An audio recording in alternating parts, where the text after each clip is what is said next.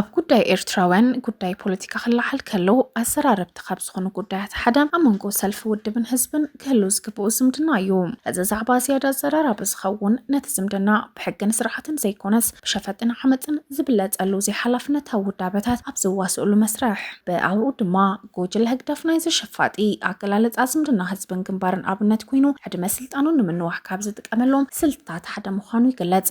ውድብ ወይ ድማ ሰልፊ ኣብ ፖለቲካ ነጥፍታት ዝተግህን ክዕውት ዝቃለስሉ ሽቶ ዘለዎም የአባላቱ ድሌትን እምነትን ጥራሕ ዝውክል ትካል ብምዃኑ እቲ ዝሕዞ መልክዕ ውዳበ ድማ ከከም ምርጩ ናይቶም ወደብቱ ዝተፈላለዩ ክኸውን ይኽእል።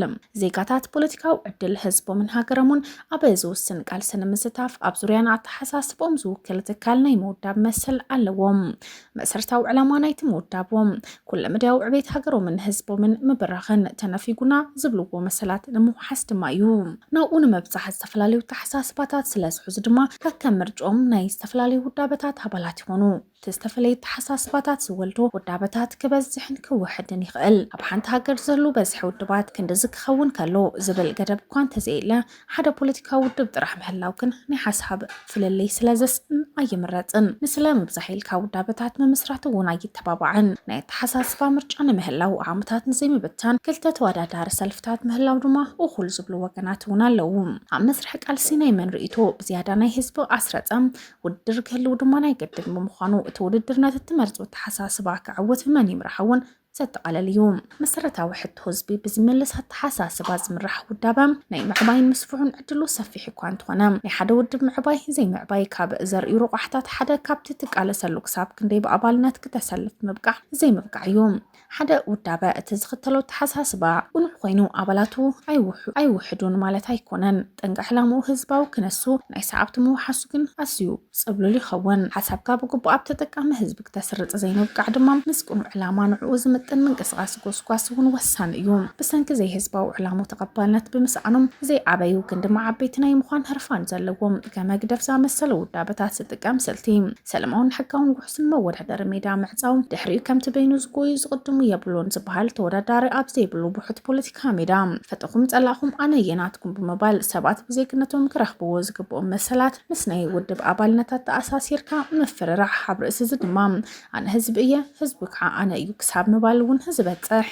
እዚ ድማ ምልኪ ይስዕር ዝብል ኣካይዳ ስርዓት ትግደፍ ፀረ ህዝቢ ባህርያቱ ክሓብእን መፅባዕታቱ ንቀያየረ ንሕና ሃገር ንሕና ህዝቢ ዝዝምሮ ማለት ምዃኑ ዝገልፁ ኤርትራውያን እዚ ኣካይዳ እዚ ካብ ድሌት ህዝቢ ወፃእ ስለዝኾነ ተግባርነት ወትሩ ኣብ ስጋኣትን ሸቕሎትን ምሽቁርቋርን ዝነብር ብምዃኑ ከይወዳደርዎ ንዝሰግእዎ ድማ ከይወዳደሮም ንዝሰግኦም ድማ ብምእሳርን ምስዋርን ምቕታልን ስቕከብልዎ እውን ይፍትኑ ሓፂሉ ኣርሒቑ ክጠፍአሎም ድማ ድሌቶም እዩ። ህዝቢ ብባሕሪ እዩ ዝምሰል እቲ ሃገርን ፀጋታትን ድማ ናቱ እዮም። ኣባላት ውድብ ይኹኑ ሰልፊ ካብዚ ባሕሪ ድማኒ ዝቕድሑ ህዝቢ ኣብ ዘይለውሉ ውድባት ኣብ ዘይሃለውሉ እውን ህያውን ነባርን እዩ። ዜጋታት ናይ ሓደ ውዳብ ኣባላት ክኾኑ ኣብ ዝመርፀሉ ድማ ኣብ ክልናቱ ምንቅስቃስ በቲ ዝተቐበልዎ ሕጊ ክቕየዱ ክሕተቱ እውን ግድን እዩ። ናይ ሰልፊ ይኹን ውድብ ኣባላት ዘይኮኑ ዜጋታት ግና ብናተን ውዳበታት ውሽጣዊ ሕጊ ኣይቕየዱን። ናይቲ ውዳበታት መራሕቲ እውን ነቲ ኣብ ክልል ውዳብኦም ዘሎ ኣባል እምበር ንዝኾነ ዜጋ ናይ ምግዳድ መሰል ድማ ይብሎምን። ኣብ ከም ናይ ኤርትራ ዝኣመሰላ ካብ ሕገ መንግስቲ ጀሚርካ ኩሉ ሕግታት ዝበኸሩለን ህግደፍ ዝበሃል ኢደወነናዊ ግንባር በይኑ ኣብ ዝዕንደረሉ ኣባል ይኹና ይኹን ብኣልማማ በቲ ዘይምልከቱ ናይ ግንባር ሕጊ ምቕፃዕ ምምሕዳርን ፀጋታቱን ምርሳይን ዝተለመደ ህዝቢ ኤርትራ ብፍላይ ድማ እቲ ኣብ ሃገሩ ዝነብር ዘሎ ህዝቢ ኤርትራ ብፍላይ ድማ እቲ ኣብ ሃገሩ ዝነብር ዘሎ በዚ ህይወት እዚ ዝሓልፍ ዘሎ ከምቲ ተመክሮ ብዙሓት ሃገራት ዘርእዮ ኣብተን ውዳበታት ዝሰለፉ ዜጋታት ካብ ጠቕላላ ህዝቢ ውሑዳት እንትኾኑ ንኣብነት ሰልፊ ፓትርያ ህንዲ 12 ሚእታዊ፣ ኮሙኒስት ሰልፊ ቻይና 7 ሚእታዊ፣ ሃገራዊ ሰልፊ ህንዲ 6.7 ሚእታዊ፣ ምንቅስቃስ ንፍትሒ ፓኪስታን 12 ሚእታዊ፣ ሰውራ ጋና 25 ሚእታዊ፣ ሰልፊ ብልፅግና ኢትዮጵያ 11 ሚእታዊ ካብ ህዝቢ ናይተን ሃገራት ብኣባልነት ከም ዘሰለፈ ኣብ ማሕበራዊ መራኸቢታት ዝገለጹ እዮም። እቶም ውሑዳት ኣባላት ውዳበታት ትመላእ ህዝብን ብሓባር ዝራኸብሉ ኣብቲ ንኩሎም ዝውክሉ ሽግራቶም ዝፈትሕን ዘመሓድሮም መንግስቲ ሰልፍታት ኣብቲ መንግስቲ ከከም ስፍሓቶም እጃም ድማ ኣለዎም። ኣብዚ ሰፊሕ መድረክ ድማ መንግስቲ ንኩሎም ዜጋታት ብሓደ ዓይኒ ናይ ምርኣይ ሓላፍነት እውን ኣለዎ።